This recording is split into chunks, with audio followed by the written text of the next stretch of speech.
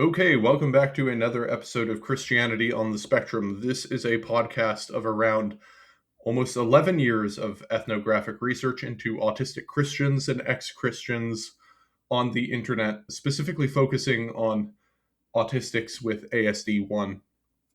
This is a podcast in which we talk about the intersection between these autistic communities and various other sub-communities, mostly Christian ones. But in this episode, we will not be talking about intersections with Christian ones. We will be talking about the intersection between the extremely online autistic people that I have collected lots of data on and tabletop role-playing games and various things like that. The one that comes up the most in my research is D&D because it's the most popular, but we'll be talking about TTRPGs in general. I've had a few people ask me if I've collected any data on role-playing games, and the answer to that is yes, but only incidentally. I just happen to collect a lot of data on tabletop role-playing games because a lot of autistic people love tabletop role-playing games, and so that will inevitably show up if you scrape all of their posts.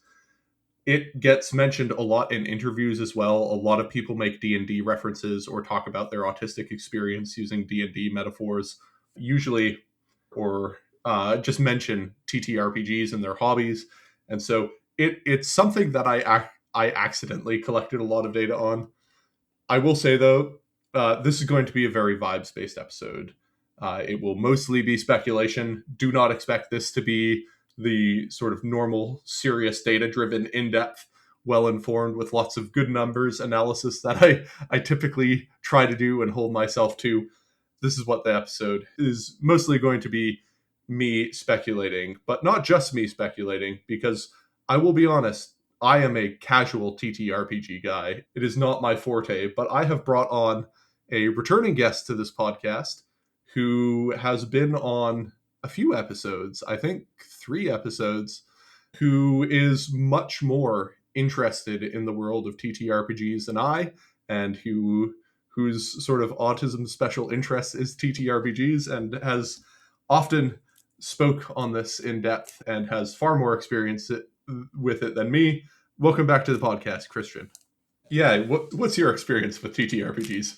So I first played D&D 4th edition in 2007, I think, but did not play it very much then. Just a couple sessions, and then periodically played them through the decade that followed. Mostly, though, Gamma World for some reason, because my brother was running it. And then in about, I think, 2013, when the D&D 5th edition preview pack came out, not the main books, but the advertisement pack came out, I started playing 5th edition more seriously, tabletop role-playing games more seriously with 5th edition. I've been running a campaign since 2019, January, and we've been playing more or less every week since then. So I mostly play D&D, but I have also played and run D&D, but I also run Fate games and Chronicles of Darkness games. That's like a particular period in the vampire family of games, for those of you who've at least heard of that. But then I've played a bunch of other weird ones, short sessions or long sessions. And I currently am a player in my brother's homebrew OSR game. Yeah, so I am. I learned how to play D&D at university at the Royal Military College. My friend Danny, who is my lab partner, was like, "We're playing D&D. Do you want to join?" And I thought, "Sure, why the hell not?" I played it, and I was like, "Wow, this is fun, and this is interesting." And it sort of scratched an itch, and basically ever since then, I've been into it. Mostly as a DM, weirdly enough. I have far more time playing as a DM than I do an actual That's player. not that weird. Okay, fair enough. I think it's weird. Like the ratio of players to DMs needs to be you know Yes, but the people who DM tend to DM more than they play. okay, yeah, fair enough. I yeah, so in like 2017, my major told me that I needed to do more team building exercises with my troops. And I thought, okay, we have 6 guys in this platoon right now. What are we going to do? And the OC had in mind that we would be doing a like morning PT or something like that. However, I it was a cyber troop, and I thought, hey, Oh, what if we play D&D instead? And that launched a 2.5 year D&D campaign that I ran. That was sort of like a custom Warhammer inspired D&D game. So yeah, I did that, and I've just been casually playing in one-offs and things like that since then.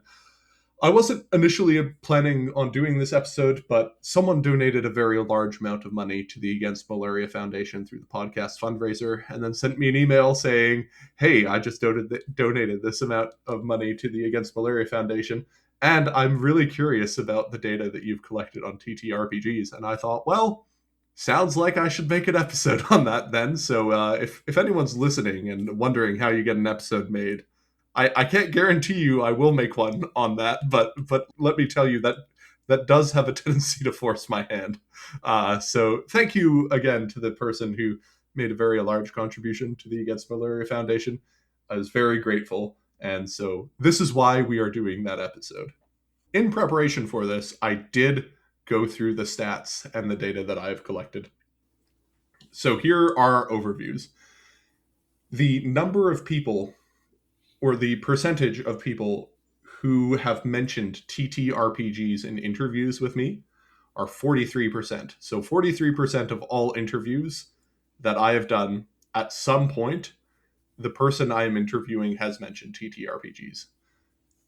The number of people who have wait, that's mentioned almost DMing, half. yes, that is almost half. Yeah. It's very common. It's yeah, the number of people who have mentioned DMing in interviews is 32%. So of those 40, yeah, so of those 42%, like there are only 11% of them who did not mention DMing as well. So so DMing seems really common in autistic people. I don't know what it's like in non-autistic populations, but I assume, Well, it can't be that because, as you yeah. said, there have to be people who play. Um, Yeah, exactly.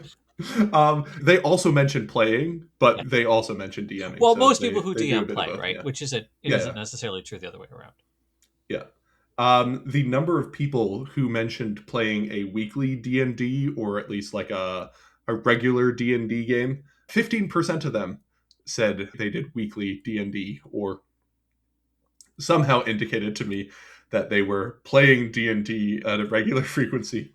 This number is much larger during a certain period of time. The number of people who mentioned playing a regular weekly D&D was far more common during the pandemic than it was at any other time. The number of people in my data collection who have mentioned D&D at some point, like just throughout all their messages, if you just grep for D&D or TTRPG or a whole list of TTRPG keywords, I did not look through all these messages at all. I just did a grep and stat aggregation. 68% of those have at least mentioned it. So bearing some awareness of it. And the number of the people in collections who also mentioned DMing is around 17%. I'm going to guess that's higher than it should be, because they could also be talking about their DM or my DM or something like that. So, not necessarily indicative that they are. However, in my interviews, 32% of them said they DM'd. So, it Yeah. is, it's Um. quite high. Also, did you happen to look if I mentioned it in my interview? You did, yes. I did. Okay. I couldn't remember doing so, and I was just wondering. I wonder how many people play D&D or DM but don't tell you. Yeah. Yeah. So you didn't tell me you DM'd, but you did tell me that you play TTRPGs, and you did mention TTRPGs as a you did use TTRPGs in a metaphor once when we were talking. Oh. Yes. So Wow. you used it as a device to explain something. And anyway, that is very Wow. common. So Yeah. I mean, I've I'm sure it also is, but also it's kind of embarrassing to hear that being told to you. I mean, I think it's fine. It's cool. It's fine. So, TTRPGs, tabletop role playing RPGs, is what it stands for. What even are they? So, I'll throw that over to you. How would you describe a TTRPG to someone who doesn't really know about them? This is an excellent question because it came up literally last weekend when friends of mine who don't play a lot of TTRPGs, mostly with me, were talking about what they tell their parents what they're doing. Um, so it usually, but does not always involve rolling dice.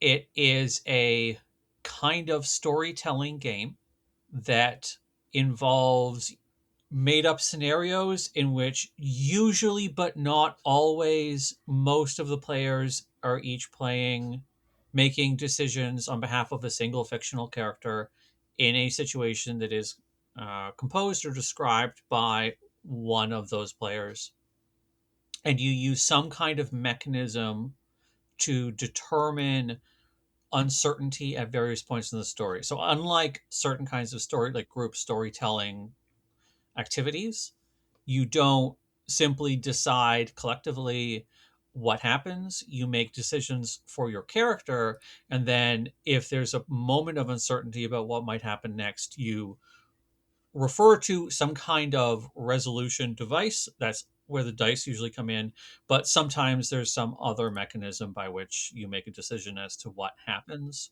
So it is a game, but also a collaborative storytelling activity, and different tables. That's usually table is the term for a group of people playing together. Different tables or different games lean more towards game or collaborative storytelling activity, or just like party activity. Yeah. I when I'm asked to describe them, I say it's like an improvisational board game. Yeah, board game plus That's improv is. yeah. Yeah, I mean, some It's of them lean way more towards improv than board game, and some lean way more towards board game than improv. But yeah, Yeah. So one thing that gets brought up a lot in interviews, especially with generally speaking older autistic men, in my interviews, is that they were really enthusiastic about playing D&D in yeah, their childhood and youth, and their parents thought it was satanic and banned yeah.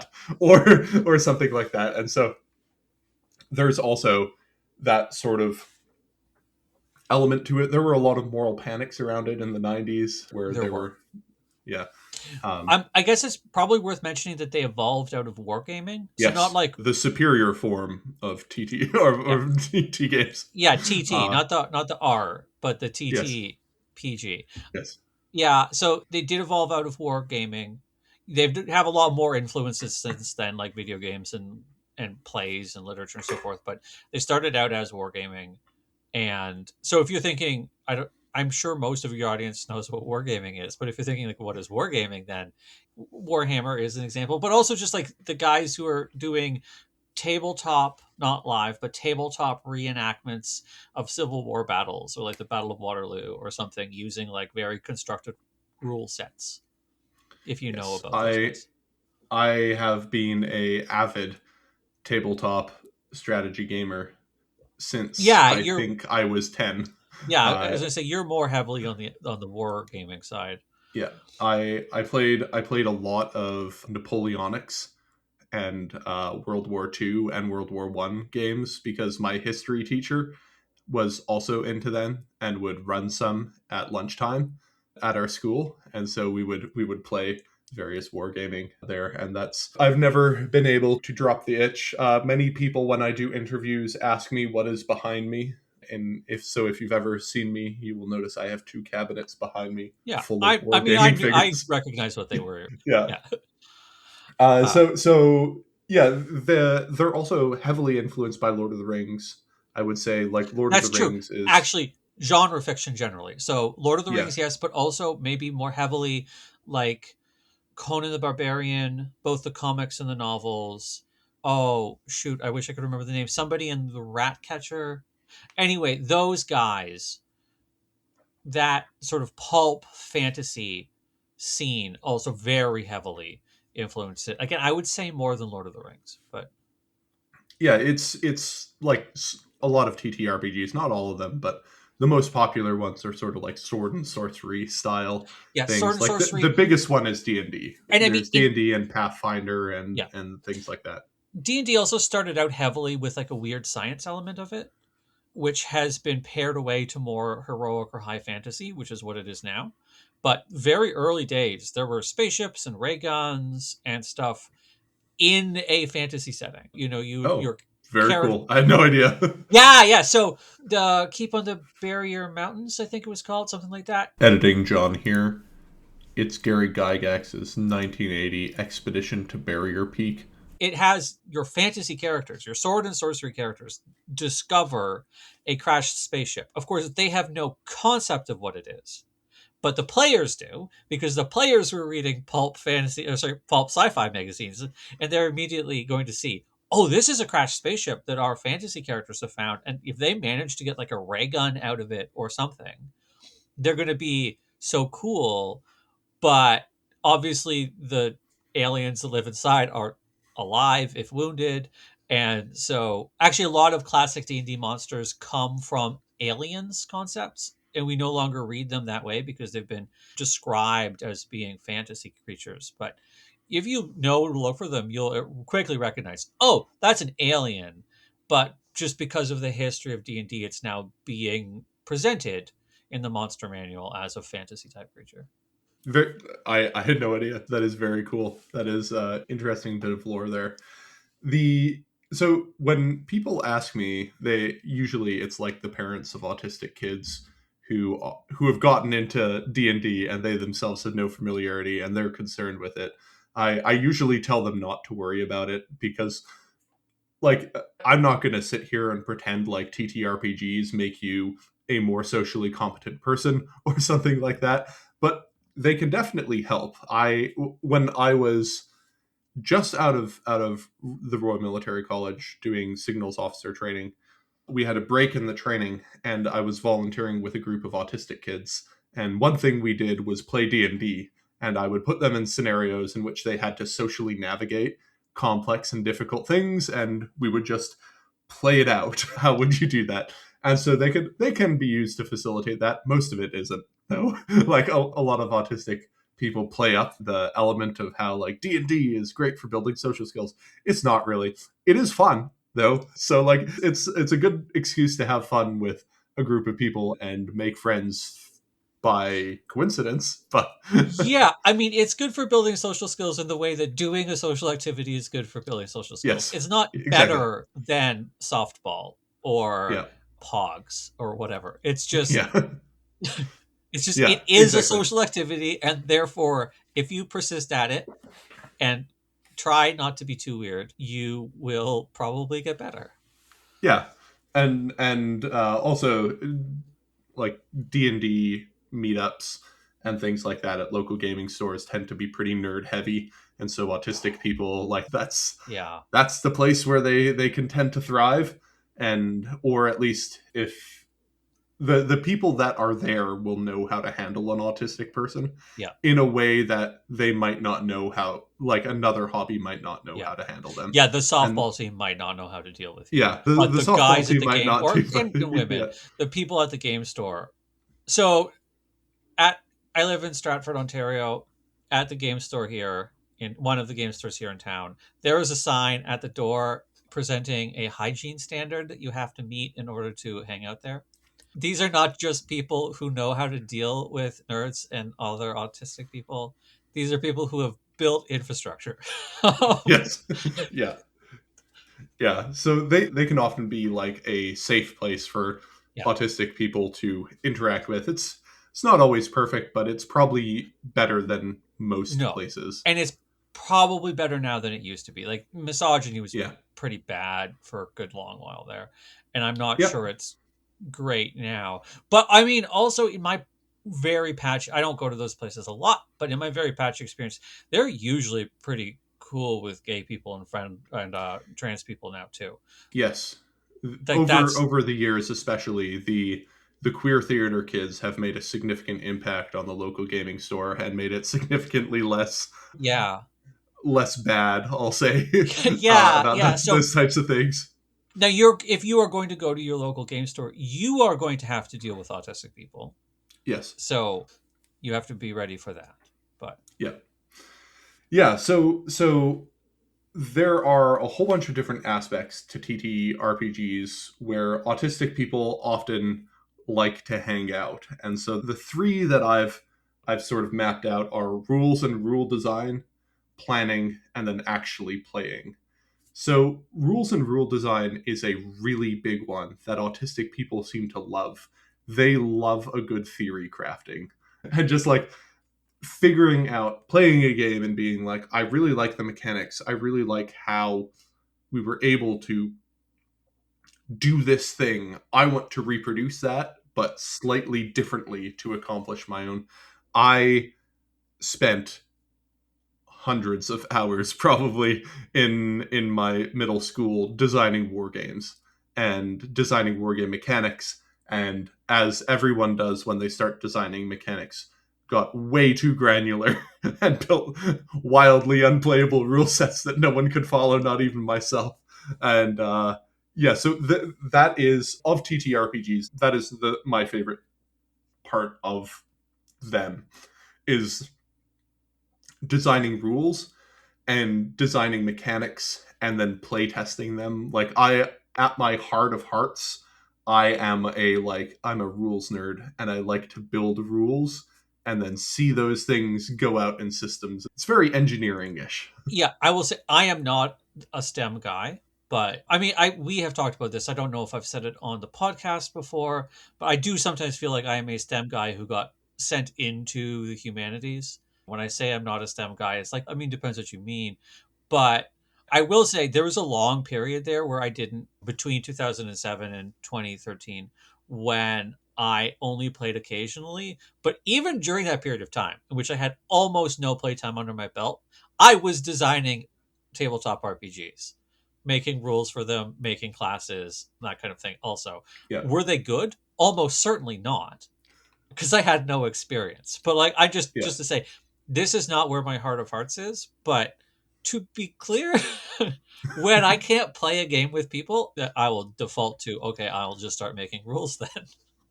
yeah. It's this is a place that I find a lot of the STEM lords in the rules and rules design. And if you meet a STEM lord, they have probably come up with their own homebrewed custom TTRPGs, or at least several different variations of already existing ones. Because that I think that process of design just really, it really scratches an itch. At least it does for me. Like, I played a D&D campaign where we had airships, and I was really upset that the airships couldn't fight each other, or the combat between the airships was really like, I don't know, it was kind of sad.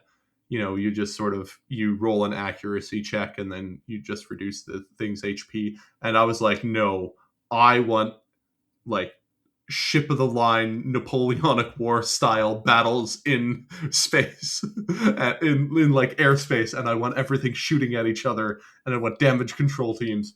And so I made an entire TTRPG addition to D&D where you Yeah. could play as an airship. I mean, that Um, is a time honored tradition of somebody looking yes, at D and saying, I like the bones, but this part over here is inadequate. I am going to make my own. And then the rule set for that is at least as long as the rule set for base yes. D&D. Oh yeah, yeah. This was an incredibly complicated rule set. Yeah.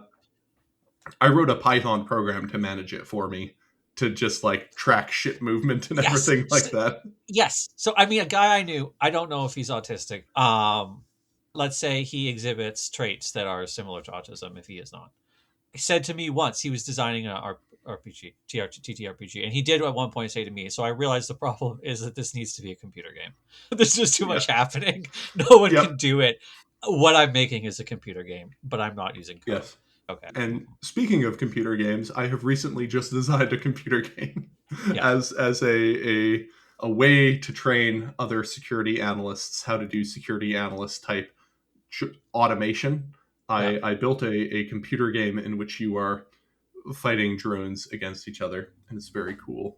Hmm. Anyway, for I those, mean, a lot of TTRPG players, and especially I think GMs, are also coders to yes, some degree. Not and just like necessarily. video game design nerds, like there's a whole genre of people who aren't really super into playing video games, but really into designing game systems. And yeah, so a lot of us hang out in that space. Typically, the STEM lord types, like the sort of stereotypical autistic STEM lord guy, hangs out in that area. Then there is planning and or metagaming. Maybe is that what you would call it? It's sort of both. So it's taking existing rule sets and saying, inside of this, what can I do? Like, how do I maximize my abilities to do this? Or like a lot of autistic people I know who DM really just love planning out really complex and intricate campaigns Yeah. within the system, and so Didn't there's that. weren't there a couple people in your server who were doing that, talking about that, like for a few Yes. days there? Yep. Sorry, that's a Yep. joke. That was me. I was doing that. You were. Yeah. No, I was wondering if you meant like because there are people who don't DM but who love making characters. They will make Yes. characters by the bucket load, and it'll be like some people who do that will want to make builds. So they're like, I want to make a guy who can run across the battlefield and stab a person in a particular way, and then like they just have a concept of like, this is the move set I want them to be able to do in a combat encounter, and they may never play this character. But there are other people who are not don't care about that. They care about what is this person's trauma, and who do they like to kiss. And I think one of the bloggers I read, I think it was Marcia B, calls these people elf kissers. And and so they're making a guy. They're making a weird little guy, and they don't care. They only care about the build insofar as it reflects the trauma and aspirations of their weird little guy. So I wasn't sure if you meant like the players planning or the GM's planning. Both, Both. really. Okay. Like, I think it's a similar type of activity Yeah. in some cases. I mean, I think the sort of narrativizing aspect of it goes into, both the player and the DM Yeah. like to plan out narratives of what's going to happen. Yeah. When I DM, you can very much tell that I'm really only interested in the wargaming aspect of D&D. I Right. basically use D&D as a proxy to play war games Yeah. because I will set up very complex combat scenarios Yeah. to work through. And one of my favorite aspects of the campaign is I had the Skaven from Warhammer, who Hmm. are like rat people, but they They're have like great. warp stone guns and things like that. And I'm not a they huge were essentially the Warhammer guy, Taliban. but I do love the aesthetic of the Skaven. They're great. Yes, Yeah. yeah, and they were basically the Taliban doing guerrilla warfare, and Oh, and oh man, amazing. yes, it was super fun. And so like all of my encounters were basically just, I don't know, Afghanistan wargaming, but or actually not really Afghanistan, more Syria wargaming, But but just in D&D. And like ramshackle little rat guys instead. yes, yes, and it Yeah. was ramshackle little rat guys instead of ISIS. And so like I really enjoyed planning that out, and like that really scratched that itch. But there is a whole other aspect of planning, which is the sort of narrativized storytelling. So a lot of autistics really love creative writing, and that is a huge thing. It is especially prominent in autistic women. Not to say autistic men don't do it, but when you see autistic women who are interested in D&D, especially on the planning aspect, a lot of them talk a lot about narrative and developing stories and getting really into that sort of storytelling aspect of TTRPGs. And so there goes a lot of planning into that, and figuring out character arcs. One woman I interviewed talked about D&D for probably 45 minutes of the interview, where she used D&D as a proxy to understand social relationships and thinking through those social relationships in a way that a lot of autistic women use writing fan fiction. So I had an episode about fan fiction. You can go back and check that out. But very similar things exist with D&D, right? Absolutely. Oh, absolutely. And sometimes D&D is fan fiction. People will. Yes. Yeah. I mean, there are a number of. I'm assuming that many of your audience will know this, but many also will not. You can purchase Star Wars TTRPGs or My Little Pony TTRPGs or various franchise TTRPGs in which you can play characters in that universe. So it is extremely similar to fan fiction at some points, to the point of being collaborative rules based fan fiction.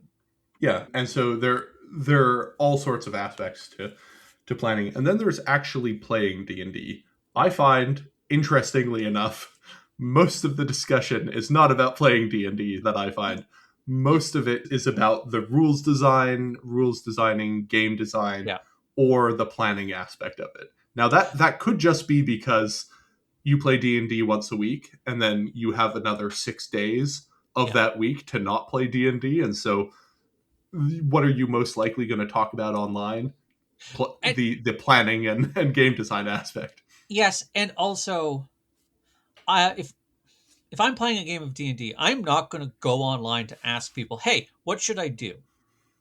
Yeah, Because you're doing it in the moment. But if I am planning, I might go online and ask people, "Hey, I am planning this campaign and I have a problem at this point. How do you think I should resolve it or proceed?"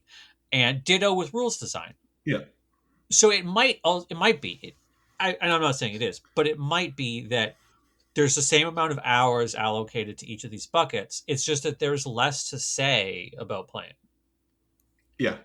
I will say though There's that probably not equal hours allocated to each of these yeah, buckets, but I do think that the number of hours in playing is going to be underrepresented in discussion. yeah. It is, however, frequently mentioned by autistic people that they almost enjoy the planning phase more than the actual playing Yeah, phase. probably. Especially like the hyper systematizers Yeah, just love a good opportunity to plan and scheme.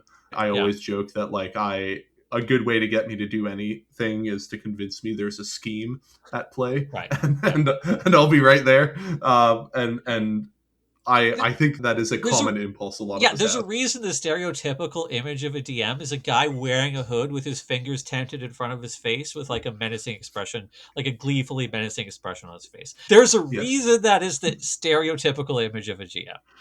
Yeah. Yeah. Another aspect that I didn't mention here, but as we're talking, it's sort of coming to mind, is and this has sort of become more popular in recent years, but I don't know if it was much of a thing before that, is watching other people play D&D Right. online, and like Critical Role, Acquisitions those types Incorporated, I of think, was earlier than Critical Role. That was one of the yeah, big early ones. I don't know as much about the history of live or, well, yeah, live play or actual play. But yes, no, that is much more recent. Critical Role is really where it hit. Oh boy, this is a pun I didn't mean. Critical mass. But yeah, that is the one. Dimension 20 also, but I think Critical Role probably had a larger effect earlier, and now Dimension 20 is the bigger one. But I yeah, think and Acquisitions Incorporated was a earlier one. But yes, that is a, a larger aspect of it now. And there a are a lot lot of of people for whom that's the only way they engage with it. yeah, and like a lot of the pull to that is both the fact that it's D&D, but also the fact that it's voice actors and they're sort of Often. Yeah. doing live improvisational acting, Yep. basically, Yeah. and so it's sort of like watching a show. It's like And watching it's a watching an improv program in which they're improving the same scenario throughout hundreds of episodes. Yeah. yes, yeah, With which dice does roll. have yeah, certainly does have a appeal to a certain audience. I have realized I am not that audience. Mhm. I thought early on, I'm like, well, I like D&D. I like improv. Yeah. stuff, maybe I'll like this. And I just could never get into it. Yeah. So I watched or listened to 2 seasons of Critical Role and started the third and then sort of bounced off the third. And I do periodically, I'm trying to listen to Dolman Wood. I feel like, but that was like during the pandemic is when I was listening to Critical Role, to tie this into something before, when I had a bunch of time on my hands and nowhere to go. Now that I've got more things going on in my life, I don't do it as much. I think so. The voice actor bit is important. That does bring in a lot of people. But the early ones, Acquisition Incorporated, those were webcomics guys. They were not voice actors. But maybe that's why they weren't the ones that took off. Maybe that's why it's Dimension Yeah. 20 and Critical Role that took off. Yeah. And so I think that's just another aspect of it, is just sort of engaging with online TTRPG culture. Yeah, Is so there's a sort of internet rule called the 1% rule, different from my 1% rule. And the 1% rule is sort of 1% of the people make up like 90% of the content posted. yeah, And autistic people are often overrepresented in that 1% of people yeah, disproportionately posting about these kinds of things. If you look at the overlap between subreddits for Dimension 20 yeah, and the autism meme pages, yeah. there's a more I'm not surprised. considerable overlap than I'm not than you might surprised. expect. Or, yeah, maybe you would expect that overlap, but I would. I would yeah, expect the yeah, overlap. yeah, But I yeah, mean, maybe a lot of people might not. But just I, yeah, yeah, I would. I might also add another aspect. I don't. Maybe this is related, but a lot of I discussed with you in preparation for this episode some of the TTRPG blogs that I read, and so the reading and the writing of those blogs is also, and that's not, some of that's planning and some of that's rules creation, but a lot of it is very abstract discussion of like what are the appeals of role-playing game, systematizing different kinds of role-playing, etc. So like that is another level of engagement that I think it's a minority, a slim minority of the hobby that engage with that, but the people who engage with that do it a lot. Some of them admit that they blog about playing role playing games more than any other element of it, more than yeah. planning their own campaign, more than playing it. I was talking to one of my friends, Heather, who some of you may recognize from the episode I did about conspiracy Oh theories. yes, yes, And okay, yeah, yes, and one of the things that Heather mentioned is, she said, I notice a lot of autistic people tend to be meta fans, like they're fans of fans, yeah, and they're fans of doing anthropology work yeah, on the communities yeah, of things that they're interested in. And so like I think a lot of ethnographic blogs work. fall into that. Yes. Like as an example, like if you were to do an ethnography of autistic people collecting oral accounts and things like that. Yes, and Yeah. yes, weird behavior that some freaks have. Anyway, so there is something called GNS theory. Do you want to explain what that is? Yeah. So this was an early attempt at systematizing different kinds of play. So the three kinds of play that GNS theory lays out are gameism, narrativism, and simulationism. Gameism is so, and this, it is not quite correct to say that these are different kinds of players, but that's often how it's discussed. So gamists would be very interested, like you, in the mechanical elements. They want to win, they want to play well, skillfully. And so you need to have mechanics in order to play skillfully. Vists are much more interested in the story, though there are different ways this can be approached. Some have a very, I have a particular story I want to tell, and we're going to tell this story. Whereas others are much more interested in discovering what story emerges out of the bouncing interaction of all these different parts. Are interested in like it says, simulating some, sometimes physics, often physics, but not always, sometimes genre conventions. So there are simulationists who are very interested in, like, I want to play in a cartoon world, and so we're going to create a set of rules and a set of procedures for simulating, for representing what it would be like in a cartoon world. But more often, I think it's physics or constraints. Like a person in the server was talking about how am I supposed to know how my character feels if I don't know how many arrows are in his quiver? That's a very simulationist concern, like that attention to realism and making sure that the game proceeds according to some kind of standard, whether that's genre tropes or physics. And I think you're maybe a bit of that too with your wargaming. You're Yes. interested. Yeah. Yeah. I would say I'm a mix of gamism and simulationism, Yeah. where I once made a war game for simulating a sort of hard sci-fi space Right. battle where you So, like breach another ship, yeah. and then taking into account things like if you fire a projectile round, you will be moved backwards and things like that, Yeah. You because will be.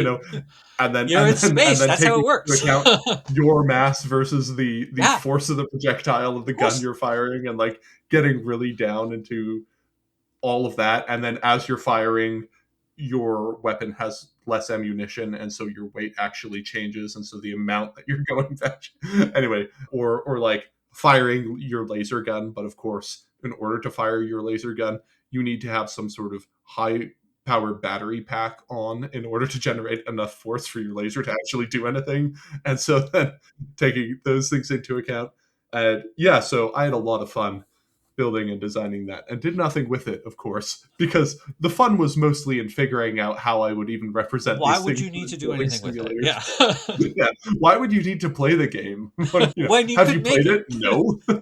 Yeah. No, but I designed it and it was really cool. Yeah. Uh so I'm going to be awful and say, yeah, I'm all three. Narrativist is certainly my default, but I have a player who is in my main campaign who is more gamist and simulationist, and he has really pushed me to account for both of those. I'm also pedantic. And so simulationism, I never thought I was a simulationist until I was talking to people who describe themselves as that, and I realized, oh yeah, my intense desire for it to be plausible. Like I explicitly in one of the earliest posts in my blog on this described myself as being highly concerned with anthropological plausibility, and you're free to roast me in the comments for that. But that's simulationism, right? It's not simulationism in a rule set, but it is a concern about, I don't want you finding some fantasy culture like, a tribe of goblins or something that do not make anthropological sense. They live in a cave. Why do they have bonfires? They live in a cave. They're going to get smoked out of that cave. You can't have, or do they have a series of flues? Maybe they have a series of flues. And this is what I'm concerned about, right? So, that's a mix of simulationist and narrativist, right? But also, I want my combat encounters to be good. It's boring if they're not good. So that's a gamist concern. So I feel like which of these I am depends on what part of the game I'm planning. And I think that's one of the problems with GNS theory is that most of us are all three to some extent, and then the conversation to have is, when are you one and when are you the other? Historically, though, GNS was originally supposed to be a way of treating all of these three impartially, and then anytime it's been reiterated, it always prefers one to the others. Yeah. I If you were to guess, and I have many thoughts on this, where do you think most autistic people would fall in under GNS? I mean, like all three, sure, but do you think they would have a bias towards one? No, personally, no. I know that's going to be controversial, but no. I think it will. The bias will be in what community of autistic people you're talking about. Yes, that was what I was gonna say. I was gonna say that this is one of those. The autism community doesn't exist. It Yeah. is a huge group of disconnected, unrelated communities of people with very different biases and preferences and interests. I am hesitant to engage in broad cliche, but if you're talking about, if you're the people who talk about autistic self advocacy are probably going to lean narrativism. That would be my guess. Yeah, sorry. This is a The guess. This is an informed Yeah, guess, but it is a guess. Yeah. yeah, The people who are really into stats are going to lean either gamist or simulationist. And it's going to depend on whether they think coding their own game but never playing it is cooler than playing their friend's game that their friend coded. Yes. My general thoughts here, I have the high feelings and low feelings autism joke. The high feelings autism is going to be heavily biased towards narrative play. Low feelings autism is going to be either simulationist or gamist. Probably pretty simulationist, I would guess. There is a very deep appeal to simulationism Yeah, in unless a, they're a like, spike. yeah. Can you explain what that Sure. means? Oh, sorry. Yeah, Magic the Gathering. They've got a typology of players. I don't know much about it, but it was explained to me that the spike. I wish I could do a better job of telling you this, but there's an example of three characters who go to a convention, or archetypes of people who go to a convention. One of them that I think of as the engineer, but I know that's not what they're called. They make a cool deck and they play it against 10 people. They lose 9 times, but one time their cool like mechanic, their cool gimmick works. And so they win that one and they leave happy. There's the casual player whose name, again, I don't remember. I'm being terrible at telling the story. They play the games, they lose 10 out of 10 times, and they leave happy because they played Magic for 10 games. They're happy. Then there's the Spike. The Spike wants to win. And the Spike goes and he plays 10 times and he wins 9 of them, but he loses once against the engineer and he leaves unhappy. And so the Spike is going to be gamist, I think. Yeah, no, for sure. I would say under that archetype, I would definitely be the engineer. Yeah. For all the wargaming tournaments that I play in, I And always bring in really weird lists yeah. of things. I used to play the Lord of the Rings wargaming strategy battle game, and I would always bring in very odd lists that, if they met certain preconditions, would just dominate to a crazy degree. I would bring a list of only eagles back when eagles weren't very good.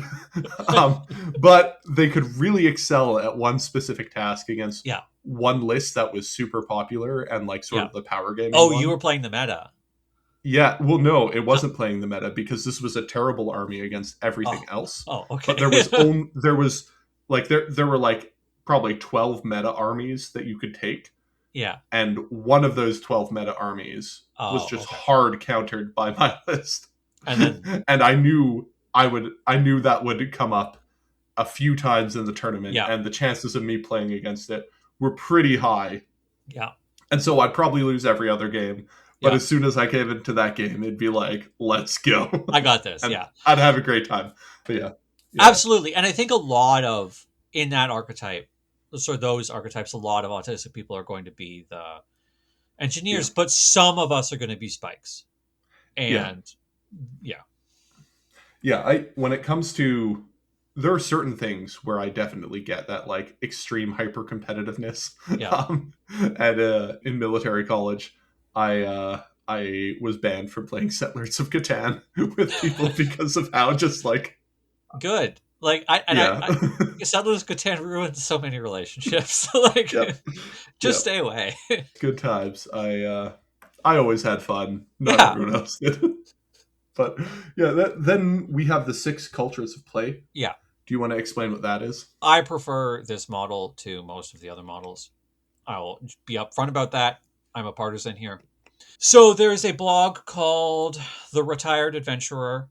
And in 2021, the author of that blog attempted to lay out a history of the different movements within the hobby, in part to help give some of them a self-identity. Many of them already had a self-identity, but some of them he felt needed to be aware of themselves as one movement among others because they generally aren't aware of that.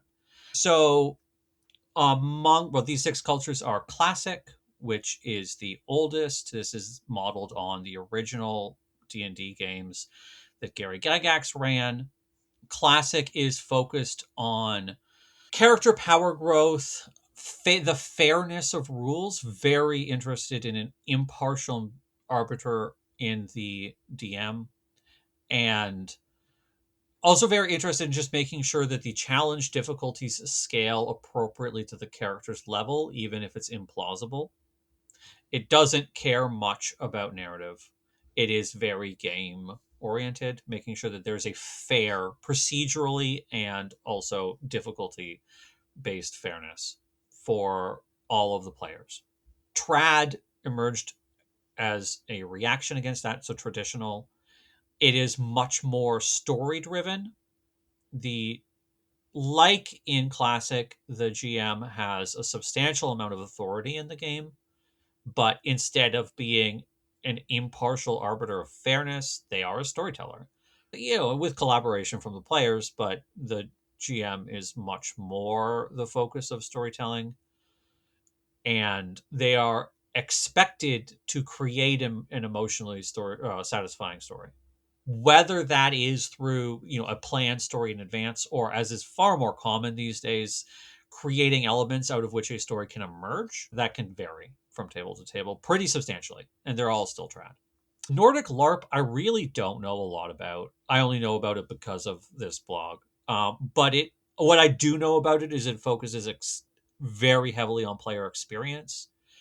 It tries to cultivate what they call bleed, which is where you feel the emotions and attitudes of the player you're playing.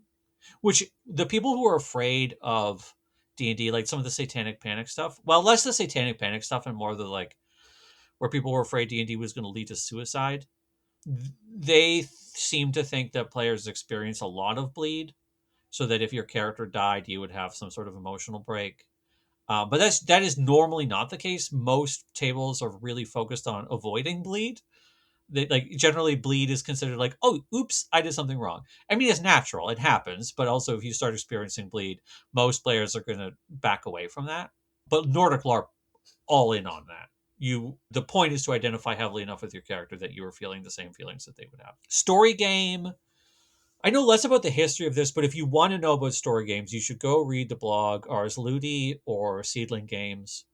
It is also very story focused, but it takes, often there isn't a GM. It's wholly collaborative. All of the players are maybe asymmetrical. They'll have rules to govern how they can contribute to the story, but there isn't a single person in charge of the story. Story games sometimes often have like each person playing a character, but sometimes you don't. You're not playing role playing characters at all.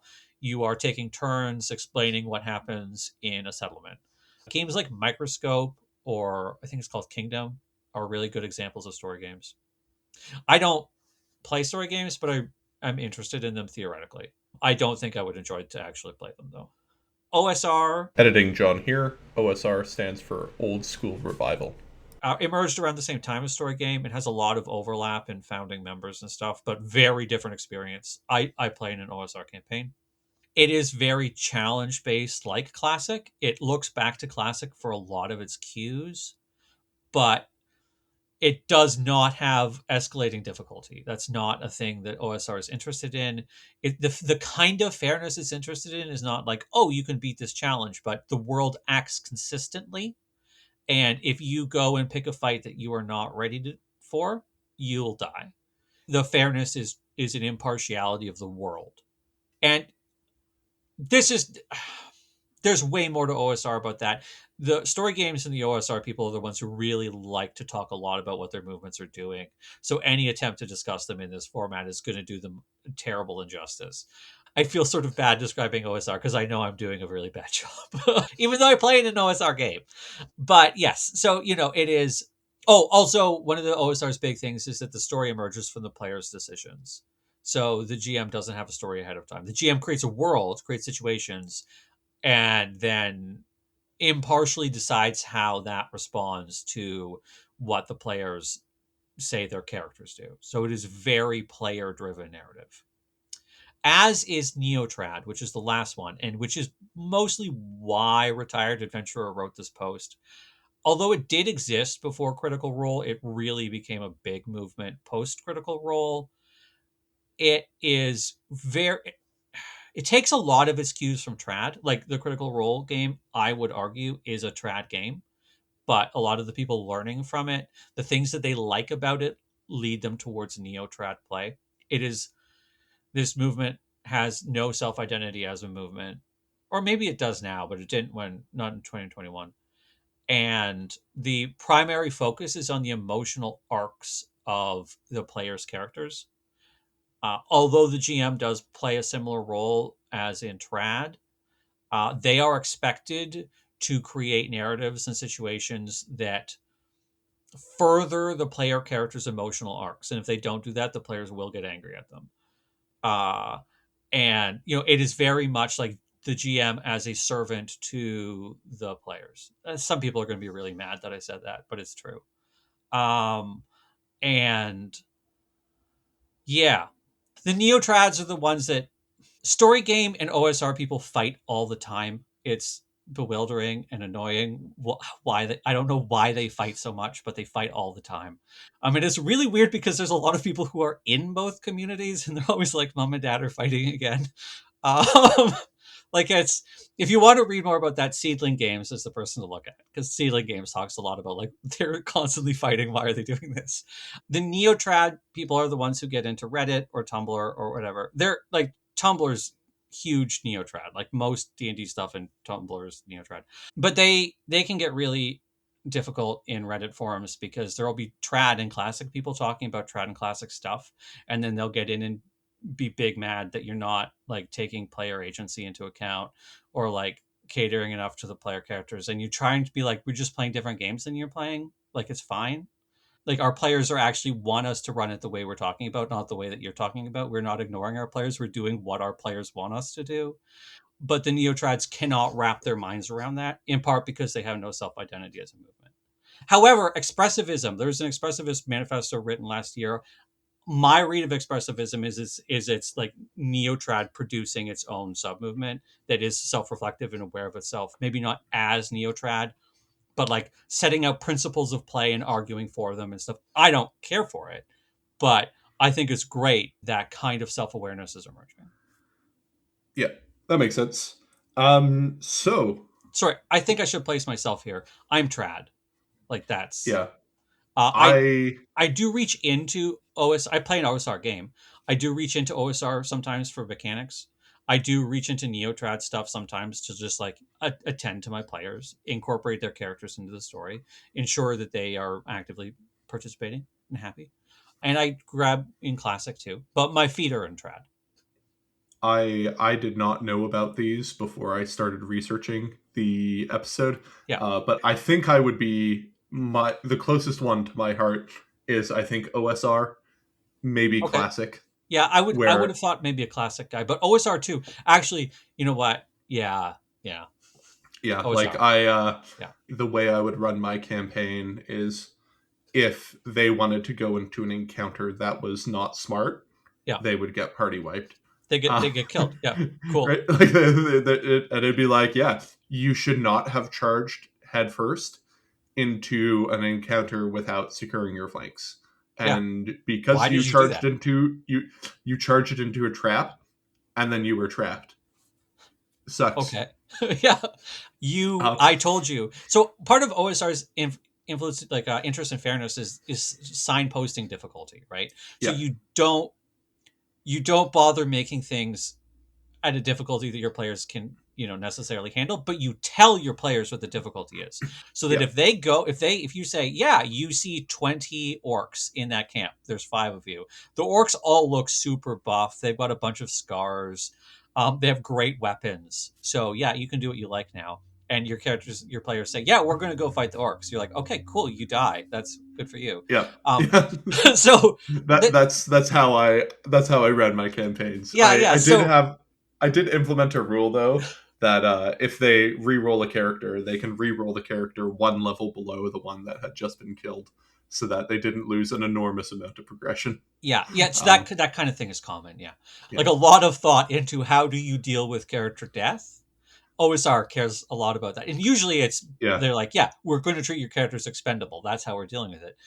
But yeah, I'd mentioned player agency before. The big argument or the different framing of player agency between Neotrad and OSR is that in Neotrad they want to make sure that player agency is respected and players get to decide what their character's story is like. Oh, but OSR's feeling is like, no, player agency is respected when you give your players consequences appropriate to their decisions. That is what agency means, is that your decisions have consequences. If your decisions do not have meaningful consequences, if anything can happen no matter what you do, then that's not respecting your agency. Yep. In my campaign, we had a player death, average one every 2 sessions, but I mean they didn't really care. They were having fun, I mean it didn't really matter because like again like I said, we were mostly playing ratlings as ISIS in Syria simulator, rather with the thin veneer of the fact that it was D&D and on a jungle island, but everything else was like anyway.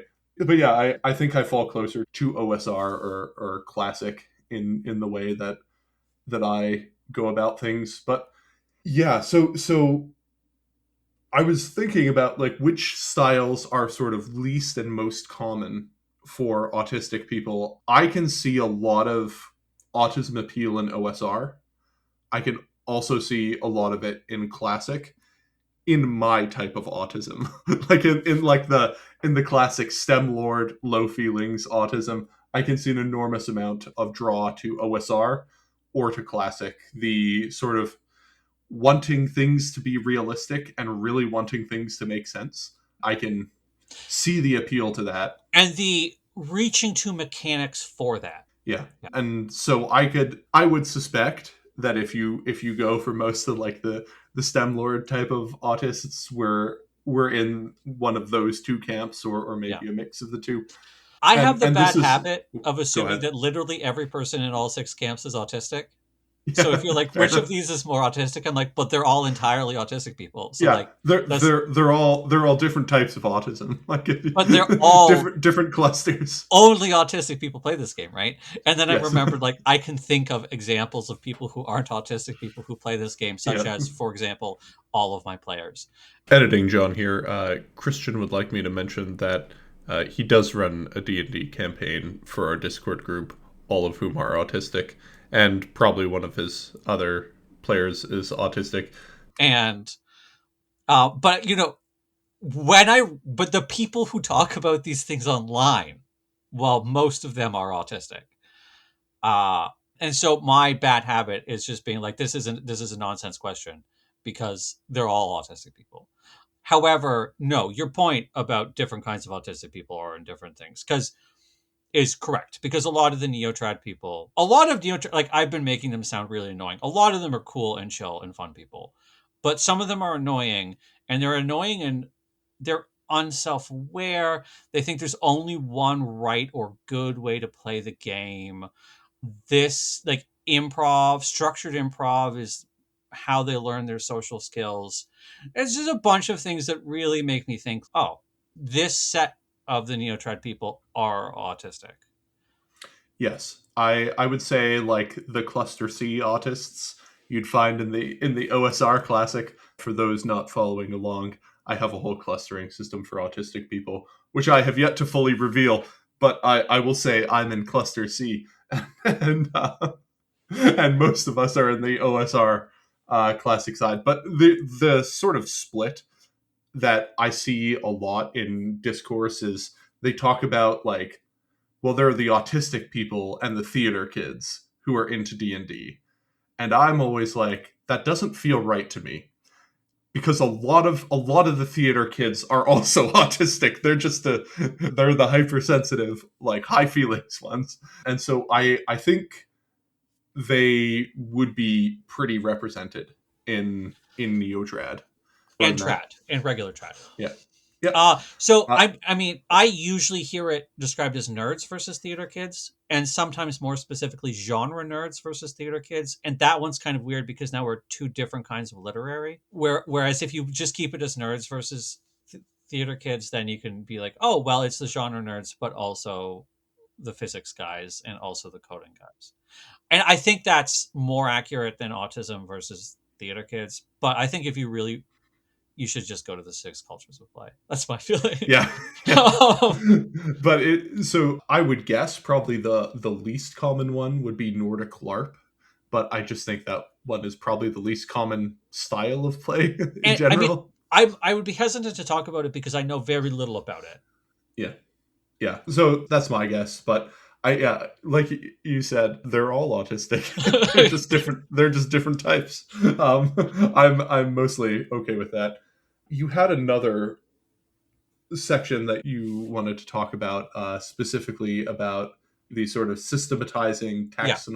So there's a level taxonomizing. of this which is worth talking about. I think we both agree that the fact that there are people who spend their time setting out GNS theory or the six cultures of play or RIS, because there's more taxonomies. Some of these don't taxonomize communities, they taxonomize the pleasures of play, or they taxonomize elements of play. And I have read a lot of these, but not all of them. And there are lots of people busily working away at making taxonomies. And I will one day release my own taxonomy. That's unless I die first, but that's a given. And I'm not saying that everybody who does this is autistic, but that's clearly behavior that autistic people are attracted to, right? We call them beetle labelers sometimes in jest, but also not. There was actually a really good. I did collect insects when I was a kid. I literally did label beetles. So you know, Whom amongst us did who not? amongst us has not? Yeah, Yeah. my mom really wanted me to be a field naturalist. I never did, but there's an alternate reality out there in which I am a literal beetle labeler. Sort of a side tangent, but people always ask me, what did autistic people like before trains? And my go-to answer is beetles. Yeah, butterflies, beetles, Yeah. yeah, or Yeah, postage field stamps. naturalism. Yeah, Field naturalism, I think was the autism and thing flags, of years before. Flags as well. Yeah, I could see that. flags, I could postage see that. stamps, beetles, coins. Yep. Anyway. Yeah. Anyway, well, that's not entirely off topic though, because like this collective systematizing impulse is common in this hobby also. And you can see that reflected in various rule sets as well. One of the things fifth edition does, for example, is every creature has one and only one creature type. And then there are many arguments about whether their taxonomy of creatures is adequate, whether monstrosity is a waste bin taxa, for example. I say no. I'm in the minority on that one. And yes, so the one I want to mention in particular, because I think it will be of interest to your audience, is Elmcat's map of the blogosphere. So this isn't of all players. This is of people who write blogs on the internet. But there is a taxonomy that is being created by actual data at Elmcat's blog. And the URL is beautifully short that if you don't mind, I'll just read it and people can put it in. It is graph.elmc.at.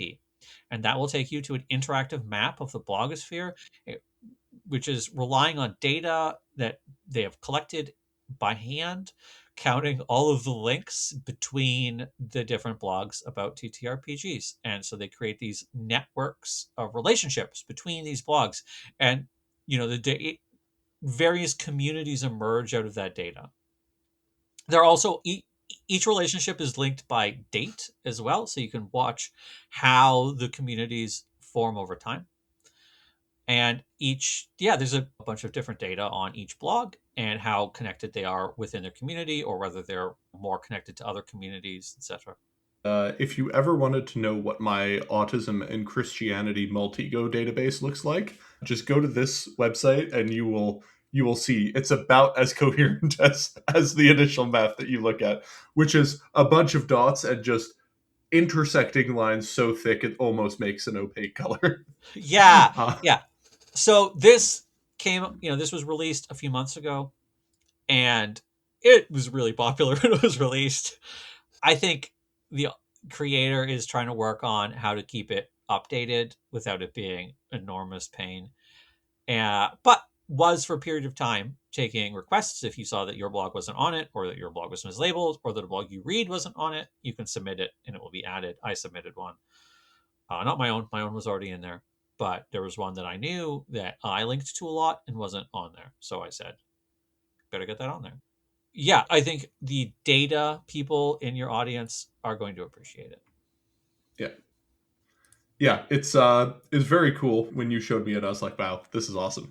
Yeah. I love seeing other people's ethnographic research on extremely online communities. Yeah, so there hasn't been a It's lot of work yet to describe each community, right? Because it does show these relationships between these different communities. And it is, you can eyeball it and see, like, oh, those are all the NSR people. NSR is a subgroup of OSR. There will be people who will argue with that and say that it's an offshoot, not a subgroup, whatever. You can look at, you can eyeball it and be like, oh, that's the Into the Odd people, that's the story games people, etc. But they're not exactly following those categories. So qualitative description of these communities would be interesting. yeah, it is a very very interesting thing, and I'm glad you showed it to me. And I think a lot of people, if you're interested in TTRPGs, and especially like the sort of meta discussion about the people who play TTRPGs, it's very cool. And if you could look at data visualization and know what you're seeing. Yeah, yeah, it's interesting. Anyway, the next topic that a few people asked about when I announced that I'd be doing this episode is likes and dislikes of autistic people. So, general patterns and behaviors. So, one of them that I was asked about is fudging dice and honesty versus rigidity, or honesty and rigidity, and things like that. So, for those who don't know, there are a wide variety of philosophies about how a DM should explain to the players what the dice rolled. So for those who don't know, there's like usually a DM has a screen in front of him, and they'll roll a die, and then the die will land on something, and the DM tells the player what happens. The player has no view of the DM's dice. The player simply takes the DM's word for it, and the DM sort of dictates what's going on and what's happening. That's typically it. And so fudging dice is a practice where a DM rolls something. So let's say a player has a beloved character, and that player overextended that character into a situation, and they're in a bad spot. The DM rolls for the enemy and gets a nat 20, and is basically going to stomp this beloved character of the player. And so instead of rolling a nat 20, the DM says it got a 15 or something like that. And so it's a hit, but it's not going to be like a critical hit or something like that. And your player will still be able to survive. So is changing the reality of what was actually rolled to accommodate your players, or It is, to by virtually every meaningful definition, a lie. yes, yeah. It Yeah. is it is lying about something. Now there are many philosophies on this. One philosophy is that the dice are simply like sounds behind the board used by the DM to facilitate play whenever the DM feels necessary, and they could completely take the dice away and it wouldn't matter. And some people are like, no, dice is dice, and the screen, even if the screen wasn't there, the game should play out basically exactly the same way that it would play out if the screen was there. And generally speaking, is there an autistic preference for one or the other? And this heavily depends, I would say. So, Yeah. This is more speculation territory, really, than some of the other things we've talked about. This is one where I would say I would like to see data on this. I don't feel like I can talk from my own experience on this in general terms, but I can tell you the autistic people I've spoken to and been, the feelings that emerge there. But do you have opinions? yeah, so I would also love to see data on this. This is an extremely interesting question. And if someone is into doing ethnography of D&D players and you want to put out a survey, I will boost it to all of my followers, I who will too. a lot of whom play play I have D&D. fewer Christian followers, will but I will too. Christian will blast it out to his. I'll get everyone who can, because I'd just be really interested in knowing this from a just facts-based perspective. I think it will largely depend on your culture of play. So I think OSR people are probably going to go with dice's dice, and that's it. And if you get an unfavorable roll, you get an unfavorable roll, and it's sort of like, because there's that emphasis on fairness, right, and the emphasis on things should be that way. I would also say, like, if you go with a GNS theory, simulationists would be pretty, and gamists really would be not okay with fudging dice, because fudging dice is a way of making up for poorly designed mechanics, Often, basically. yeah. And that is the argument that the classical people have, is like, oh, if you screwed up the mechanics and the progression is not working, then you fudge the dice to fix it. Like that's when the classical people will fudge dice to fix an error. But then there's argument about, is that the best way to fix that error? And also, let's always acknowledge that that's because you screwed up. Yeah, yeah. And so I would suspect, especially the simulationists would, and the sort of OSR people would be contra dice fudging, and it sort of goes against the intent of fair play from like a DM to player perspective, because the DM can always see the player's dice, but the players can't see the DM's dice, and so there is sort of an unwritten pact between them that the DM will not be screwing them over or something like that. There is also, I think, an aspect of just like autistic people tend to have very strong principles on something and tend to be really willing to die on a hill, even if it's not a particularly good hill to die on. And I can very easily see one of those rules being not fudging dice. I Because don't for a lot know. of us, in any context, it's honesty, right? That seems to be a recurring theme in the hills autistic people are willing to die on, even if it seems trivial, is honesty. My own, like, really struggle with dishonesty, so I don't fudge dice. Not because I have a principled aversion to it, because I don't, but just because I'm bad at it and I hate it when I do it. I now roll open, which means I don't roll behind the screen. I roll in front of players, which is more common nowadays than it used to be. But speaking of those unwritten pacts, like there's often an unwritten pact in Neotrad play that the DM will facilitate an emotionally satisfying character arc.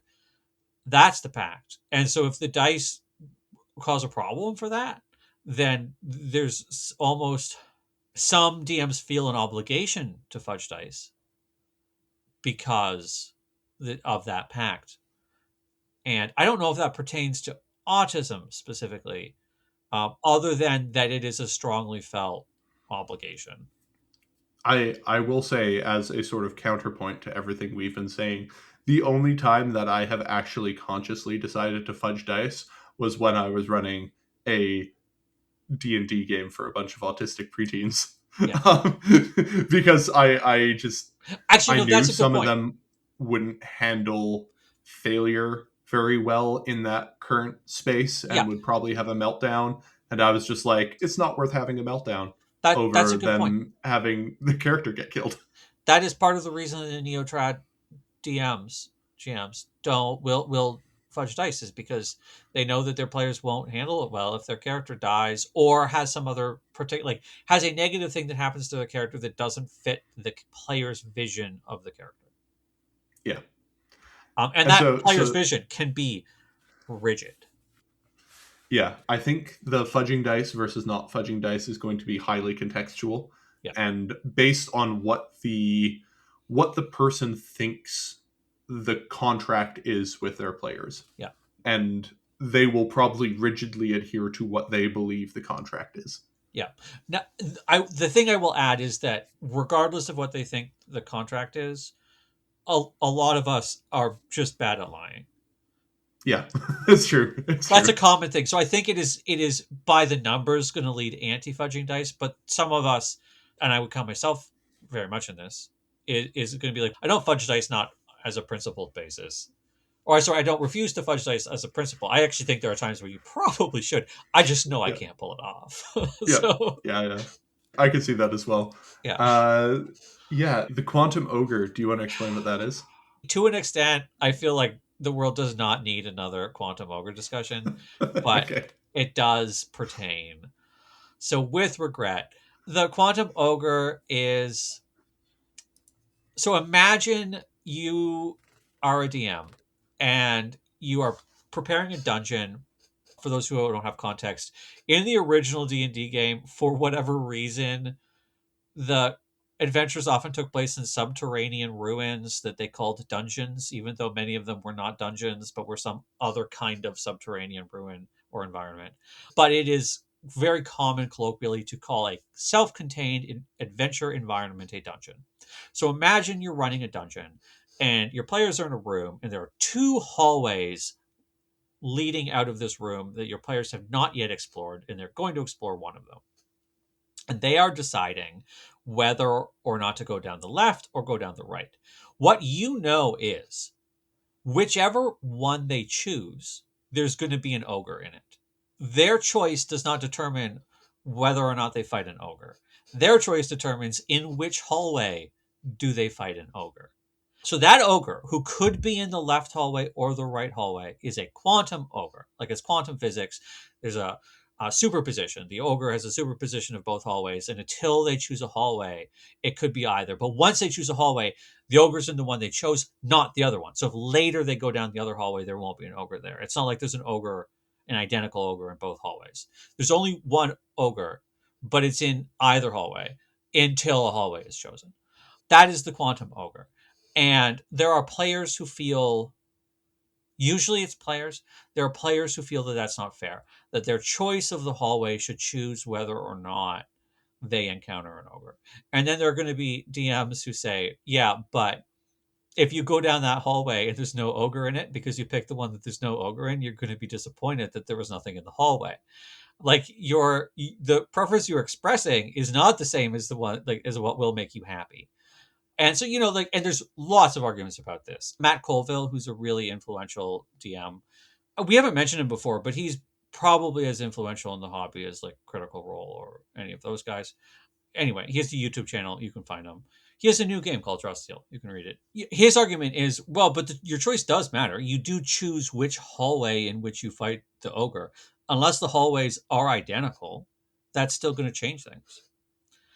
So there's a large argument about that, but I think you, the audience, can see where we're going with this, which is it a lie presented to the player when they encounter a ogre in one hallway, and it could have been in both? Are you lying to your players by suggesting that their choice mattered, even if perhaps from a certain perspective it didn't? I think they are. But this Or is sorry, because I come from a and does wargaming it matter? background. Does it matter? Yeah, Yeah, I because like the reason I play D&D and TTRPGs in general is because I like the wargaming aspect of it. yeah, And so to me it's like, well, no, it couldn't be there, and I have placed the ogre in a hallway because I want them to have to force a tactical decision. yeah, And so I will just never design a scenario with a quantum ogre yeah, in it, yeah, because all of my scenarios are basically just elaborate battles. yeah, And I want them to basically have to go through those motions. And if they find a way to outflank the ogre and completely bypass it good for them. through ingenuity, good for them. Yeah. You have outsmarted me. Good job. Yeah, no, and I mean, listen, I also don't use quantum ogres very much. I shouldn't say that. There have been a couple occasions in which I've used something analogous to a quantum ogre, like an encounter table with suspiciously few encounters on it, if you were to actually see it. But the OSR people, right, are going to say no, you cannot have a quantum ogre. And people like me, who are more interested in narrative plausibility, also are going to say, no, you shouldn't have a quantum ogre because, well, which hallway would the ogre be in? There will be a reason. There should be a reason for the ogre to be in one hallway or another. Like, and it doesn't matter if he's looking for his keys in this hallway, or if he's guarding one hallway because he's a good guard, or he's guarding the wrong hallway because he's a bad guard. But there should be a reason for the ogre to be in a hallway, even if you're not very interested in the simulationist or gamist aspects. If you're interested in that kind of narrative, you're going to say no, there should be a reason for the ogre to be in this hallway over that hallway. So you can't have a quantum ogre, or else you're going to have a situation that doesn't have narrative coherence. And then, of course, obviously, there's other players who don't, or sorry, DMs who just don't really understand why I would care. I think the reason that this comes up for autism, though, right, is that a lot of us are going to just have difficulty doing a quantum ogre, even if we were in principle fine with it. Because, I think so too. I think another, like, just being bad at lying yeah. is one of those things And that will come up. once you get your mind, like once you get an idea of something, just having a really hard time giving it up and pivoting. Yep. Yep. Yeah, I think rigidity would also play into it. Yeah.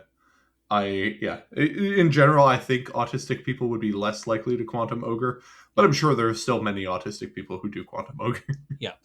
Yeah, it's just a hunch. Again, Yeah. I have no idea. Yeah. I would. This is another one I'd love to see data on. I Yep. would love to see data on this. Railroading. So, Mm. can you explain what railroading is? Yeah. No one knows. There's a great deal of argument about what railroading is.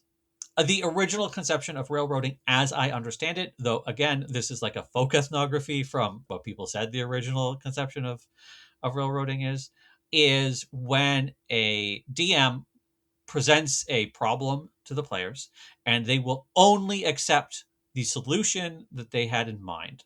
So even if the players come up with a solution that obviously would work, it is not the one that the DM intended, so the DM will contrive a reason for it not to work.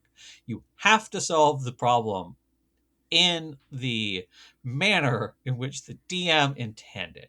Now, that is not how it is primarily used anymore. Nowadays, people use railroading to talk about a fixed narrative that the DM intends for you to play out. And you can see how the concept evolved from one to the other. But that's now normally what it is, like, or what people mean by it, especially if you're on Reddit and a player is complaining about railroading. What they mean is that the story is going along plot beats that the DM expects. Sometimes even just situations like the DM, people will use it to complain about their DM wanting them to go save the princess or usurp the queen or whatever. And they're like, I don't want to do that. I want to open a bakery. My DM is railroading me. And that's not what it means, except that it is starting to mean that because that's how people use it.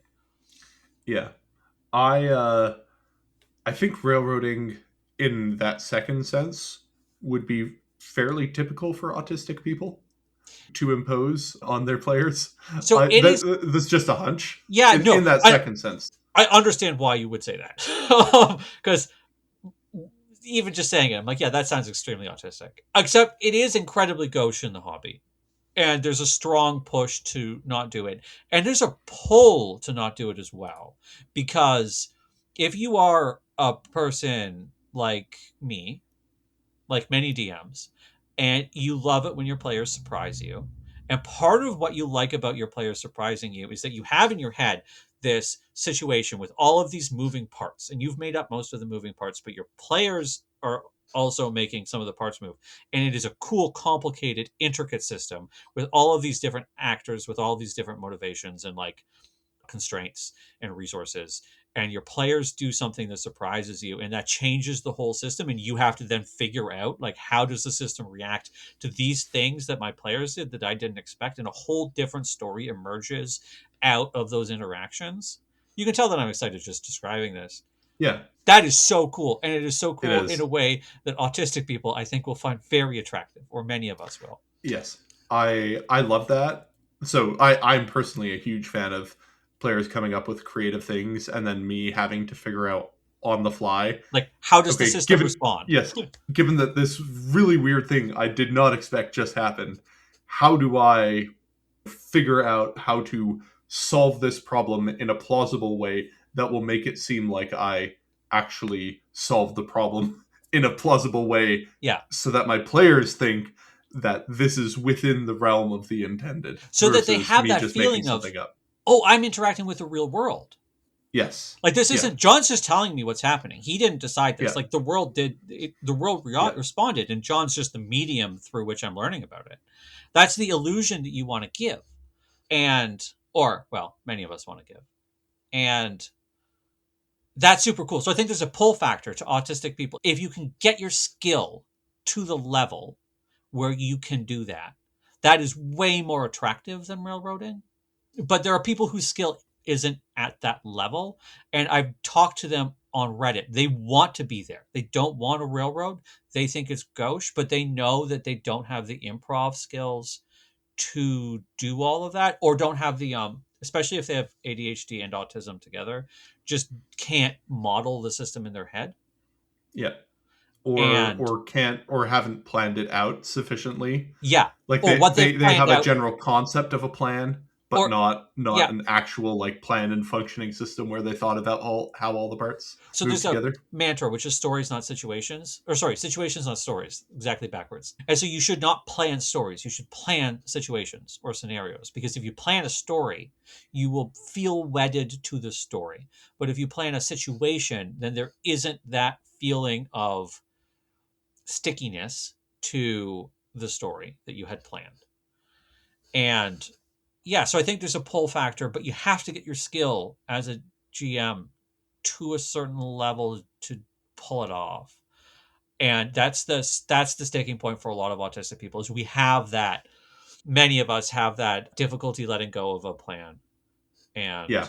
I could see that a lot, especially in newer DMs. yeah, Being like, no, or having a great idea and being like, I want nothing more than to see this idea come to yeah, fruition. And yeah, by God, I'm gonna make it happen, whether they want me to or not. yeah. I could see that a lot. What you got to My do, and this is off the top of my head here. I've not thought about this before, but I think it's true. Is you got to do that. The story planning that's in your having fun planning phase, where it doesn't matter if it hits the table. That's where you do. That's where you get that out. I do that. I plan story beats well, like years in advance, and we never hit them because everything changed. That's fine. That's great. I had fun planning the story back in the planning phase. Now we're playing the game. What happened in the planning phase doesn't matter because now we're playing the game. That's what you. I think you have to do that. Yeah. one of my favorite moments was when I was playing a campaign and I had this whole system of like factions and warlords and things happen, and it was very complex and very cool. And then my players got a essentially sniper rifle from one of the Skaven and used it to shoot the general of another faction, and they had no idea that like these factions were secretly at war with each other, and so them shooting this general with a Skaven like warplock rifle made them think, oh no. It was like, well, the Skaven would think that another Skaven rival faction just shot their general, and so how are they going to respond to this? And they ended up setting off like, I was like, well, it would probably devolve into this. Eventually, it was like, well, there's a whole ass civil war now, and it was a very cool moment. And they didn't know until after we had done the campaign. They're like, wow, that civil war was so cool. And like, yeah, that was never intended to happen. You guys just happened to use a specific type of weapon to do something I was never planning on happening. Yeah. And I thought that was very cool. Absolutely. I mean, I have had those moments as well. It would be very difficult to describe them, but a good, I think a good example, and if my players are listening to this, it will be news to them, but that's fine. Is that I had planned a map of my campaign setting, like the particular kingdom it takes place in, which had a little tiny itty bitty bit of coast. And then I told my players that they'd be starting in a port city in one in on that coast in this kingdom. I didn't tell them much about the kingdom, just like you're starting in a port city, you're going to be in a little temple in this port city. This is what's happening. Please create a character who could plausibly be in that city and who could plausibly respond to the appeal for help that they would receive in this temple. And one of my players created a sailor, and like a lot of her guys like non-combat abilities have to do with sailing, and I'm like, well, there was not going to be any sailing in this game, but I now feel an obligation to involve sailing in this game in a major way, and particularly because her character's motivations were like sailing based. Just like I did this to myself by telling them to make a character who could plausibly be in a temple in a port city. Yeah, sailor. That is the obvious choice. I did that. I did that. I just didn't know I did that. So I just completely remade the map, ripped that sucker out. It's now not a kingdom with a tiny little bit of coast. It is an archipelago. The kingdom is spread across a mainland and a ton of islands. seafaring has played it. Like pirates are now a huge part of it. So that is, we haven't even hit the table at the point where I'm scrambling to respond to what my players are giving me. And I was put out about it because I made a map for like 20 minutes. And then I'm just like, no, this is great. Yeah. I anyway. So one, Next. if it's okay, one more thing about railroading, as I'm going to say, is it's also going to depend heavily on cultures of play, like we said for all of the other ones. OSR is railroading proof. If you're running a game that is really an OSR game, GM cannot railroad it. It is not possible. Trad, it's going to be harder to avoid railroading and trads. And actually, my players told me to my face, I was trying to run a more neo trad game when I started because I was watching Critical Role like all the other Neotrats. And my players more or less told me, no, we would like to sit on a rail, please. And so we went from a sandbox game to a much more scripted game because that is literally what they asked me to do. Yeah. It's going to Yeah. be kind of cultures of play. Yeah. I mean, I don't mind playing railroaded games. I treat them just like I'm playing a situational board game in which I am put in a certain scenario and I just have to figure my way out of it. And I don't care if I'm being railroaded in that sense. And almost every video game is a railroad, right? So if Yep. you're a video game Yeah. person, it's going to be very familiar. Yep. Rule of cool. What do you think about rule of cool? I, Can you first explain what rule of cool is? yeah. Rule of cool is not a rule. I'm very tempted to say it's also not cool. So the idea is it is invoked by DMs and players alike when a player wants to do something that they and or the DM feel is cool, but the rules do not allow them to do. So they would like to jump and grab this chandelier and swing over and land on the villain with their sword. And you're looking at it and you're like, okay, that's total movement of 70 feet. You can only move 6 feet in a round. So you would end your turn if you did that mid air below the chandelier. If you're very rules based, you DM, you're going to be like, I don't know, maybe they end the turn midair. Maybe, we'll try to come up with a way to do this that is rules based, but you can't do what you want to do. Whereas a person who's more rule of cool oriented is going to say, yeah, that sounds really cool. That sounds sick as hell. And it's only 10 feet of movement difference. So why not? A rule of cool is basically you get to break the rules as written occasionally so your players can do something that they feel is dramatic and exciting and makes them feel cool. Yeah. I am not a rule of cool fan. I No. suspect many autistic people will not be rule of cool fans, Oh, it's mostly going to because depend. it's you're breaking the rules. Yeah. Stop breaking the rules. There was a point in my life when I said that the rule of cool is anti-autistic ableism. And I Yeah, I mean, I I I still that's 40% believe that. yeah.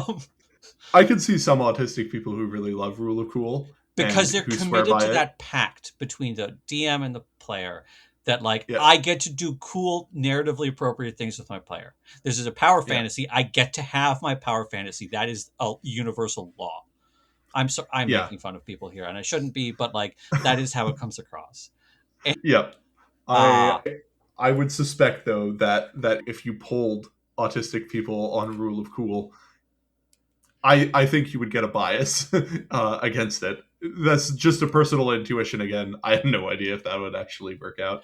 I would Um, love to see the the data on that.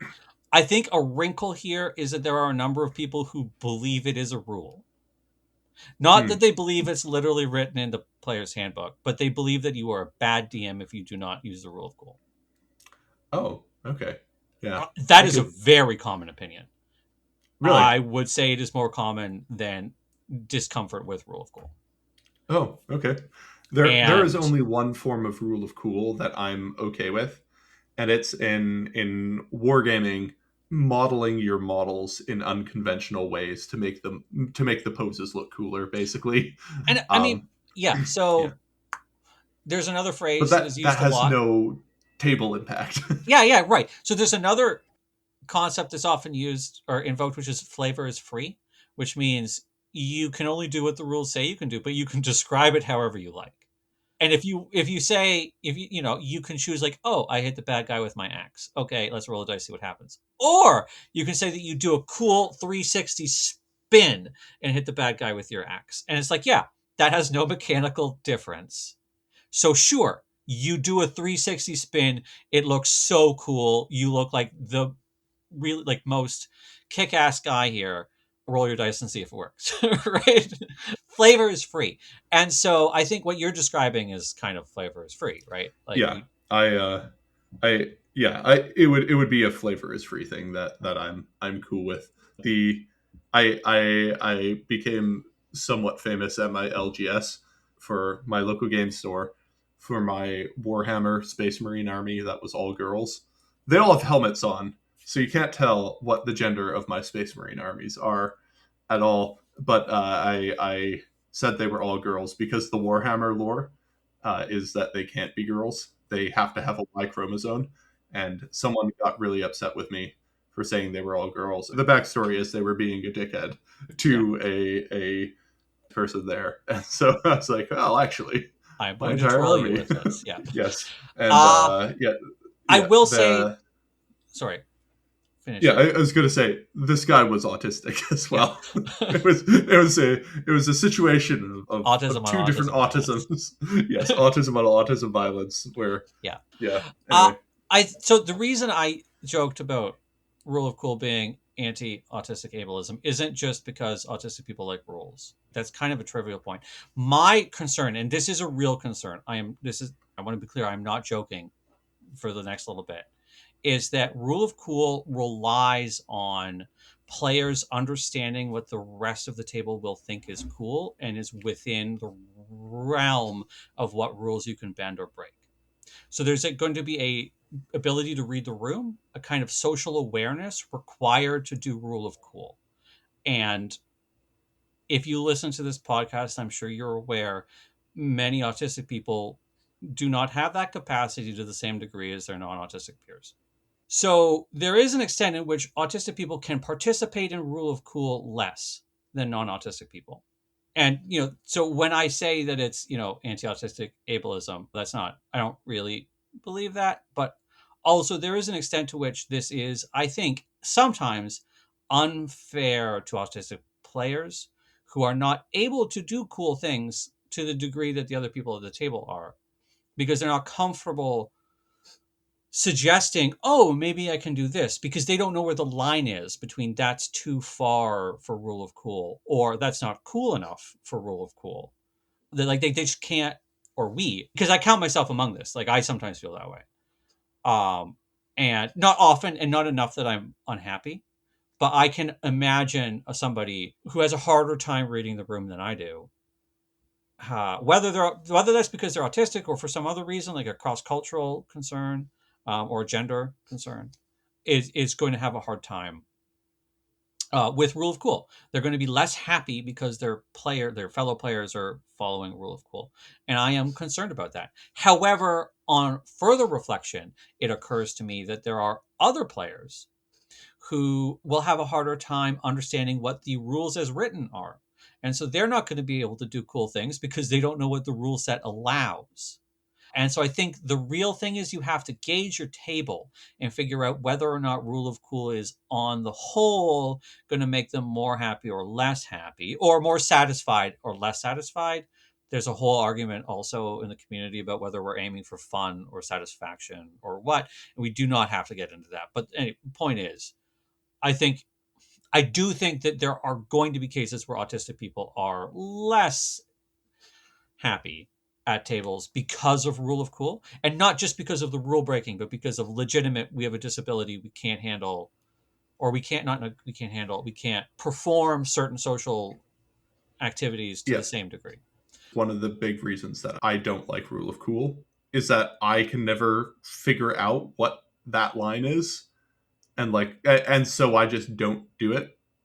And so everyone else is doing rule of cool stuff, but I'm just like not. And the rule of cool that I will allow in my games is if I had not intended a mechanic, but then a player explains to me that within the rules that I have created, it would logically make sense for me to be able to do this thing, even if I hadn't thought about it. And also, like, it would be a very interesting thing for me to be able to pull off. It's like, well, I hadn't planned that. I hadn't thought about the consequences. You're asking me now in the moment. So I guess we'll just sort of go Right. with it. And so in the culture, that's called rulings, not rules. And the idea there Yeah. is that the GM is empowered to make decisions about rules rather than consulting the rule book in the moment. And then later you look and see what the rule book said and, tell your players this is what we're doing going forward. And there's, arguments about that as well. Everything, there's arguments about it. Yeah. The Yep. Yeah. So, also, again, there's going to be cultures of play here, like OSR, rule of cool is maybe not as cool as in Neotrad, in which it's a law. And oh shoot, there's one more thing I wanted to say about this before we let the topic rest, but I cannot remember it, so I guess we'll move on. One thing, this is my personal dislike. I dislike religion systems in most TTRPGs. Like You are not I alone. can't stand them. They do not make sense. Yeah, not These are anymore. not religions as religions would act. Yeah, People are not like they're you're all essentially atheists. yeah, And gods just happen to be there. yeah, You are not behaving in a way that is accordant to how you would actually behave if there were manifestations of higher powers in these particular ways. yeah. Like, anyway, that's my bugbear. And that does remind me of the thing I was going to say, which is that I consider myself to be rule of plausibility before rules as written. If you tell me a thing that you want your character to do, and within the rules do not allow it, but within the fiction it makes no sense that you could not do it, then I will allow it. And I am fully willing to acknowledge there's a degree of hypocrisy there, because what I think is possible and what the other players think is possible may not be the same. And so I'm relying on my players' ability to guess what I think is plausible. But I do think that's less of an ask than what, the coolness factor. Yeah. So, final topic is, I think, the biggest one that I have an issue with, which is improv and deviations from the script. I am not an improv guy at all. I don't enjoy doing improv. It feels like work. So, to give an example of what I mean by that, I used to love playing Capture the Flags, Oh which yeah. are hacking competitions. Oh, a So, different capture the so flag. Yeah. Capture the Flag is a basically hacking competition where you get together with a group of your friends and you all participate in a collaborative hacking competition. And you capture flags, which score you points, and you get a flag by hacking into a box or reverse engineering a binary and finding a cryptographic token, and then you submit the cryptographic token. Anyway, I used to love doing it. And then I started doing, I used to love penetration testing and forensics, capture the flags. And then my professional life became doing that, but in real life with stakes. I remember after I didn't go to a CTF for probably 2 years after I really started doing that because I was just so bogged down with work. And then finally, work let up and I could go to a CTF. And I remember going there and I got on my team. And they're like, "Oh, John, you're on our team. Great. Can you do the pen testing and forensic stuff?" And I basically just worked a full weekend. And I was like, there's literally nothing I'm doing here that I don't do for my job professionally. I have basically signed up to do a weekend's worth of work. Why did I do this? And yes, and I feel like that in D&D when I'm forced to do improv. I feel like I'm like, look guys, I have to do this every single day of my life just to survive. Please don't make me think of how I Right. would react in a social situation in a fantasy setting. Please I understand. don't want to do this. Please understand that this is how I live my life as a guy playing a character. Yes. Yes. Understand my life is doing this There is all very the little time. difference Yes. between Right. Even to the level of Yeah. like, oh, I am playing a different species. Yes. If you're the kind of Yeah. autistic person who does not really feel like a human. Uh, Yes. And, and it's and like, then you it's spent like, time on God. wrong planet, right? Um, Yeah. yeah. and and it's like, look, this is how. Please don't make me do my day job at D&D. Yeah. Like, please, just I mean, war game. war game, basically. Yeah. And they're Let me like, do no, small I scale war want, game. That's what D&D yeah, started as, a small oh scale no, war I game. want you Let to me just think do about that. what you would say to this person and like Yeah. how you would interact with them and what they're going to think. I'm like, oh no, please end me. I don't Well, want to do this. there are systems in which, like, how does your character respond to this has a mechanic for it, and you roll on the table to find out. Maybe you would That like would be perfect. like, and people hate those systems. She's like, I want to decide what my character does, and I was trying to describe this once to my brother. This is before I ever played, or not ever played, in that period where I'm like occasionally playing Game of World and not anything else. And I explained this system to my brother. I'm like, yeah, there's this really cool like frontier Western system in which like all of the characters, like including the player characters, like emotional responses, like you get to make your decisions, but your emotional response, you have to like you have stats for that, and you roll to find out like if you get angry or scared or what. My brother's everyone will hate that, and I'm like, hmm. And to me, it sounds like a cool system. Like I love the improv part of D&D. Yeah, I'm in a very different boat. But also, I do love the thought of like using math and dice to model human psychology. And that appeals wow, to I said me that aloud very for the first deeply. time, and I just realized, um, it's maybe you would love that system. I don't know. It sounds like something I would love. But yeah, like, so improv, autism and improv have this very weird relationship where autistic people are not naturally good improvisers, but a lot of us learn improv, whether we know we're learning improv or not, and we learn it to do it. Alyssa, who is a frequent guest on this podcast, is a improv teacher, and she talks about how she does a lot of improv classes, and a lot of the audience for those improv classes are under socialized autistic teens or autistic people trying to learn how to behave in a certain situation, and you use improv as a sort of safe space to like microdose social interaction and make mistakes and experiment and learn what works and learn what doesn't and learn performance and how to get people to do what you want them to do but And in the a way that feedback they don't must be so much mind. safer because it's not like, Yeah. oh, here's a commentary on you as a person. It's like, oh, here's Yes. a commentary on your performance, and then you can be like, okay, and it also applies to me as a person, but like it doesn't feel like they're talking about Yes. you as a person. Yeah. And so a lot of autistic people and improv, it's like that handshake meme Yeah, where we have a or very Spider-Man meme. yeah, where it's often a necessary like life skill to learn to survive, and so many of us can get quite good at it, and many of us enjoy it a lot, where it's like the favorite part of D, and a lot of autistic people like to play D&D so they can improv and so they can do improv. I'm on the part where like I do it and it's like this feels like work. Please stop asking me to work. I'm here to play D&D. Let me simulate my war games. I'm reminded again of Chris on the server saying, "How am I supposed to know how my guy feels if I don't know how many arrows are in his quiver?" Like I think there are certainly players who are not interested in the role play part of it.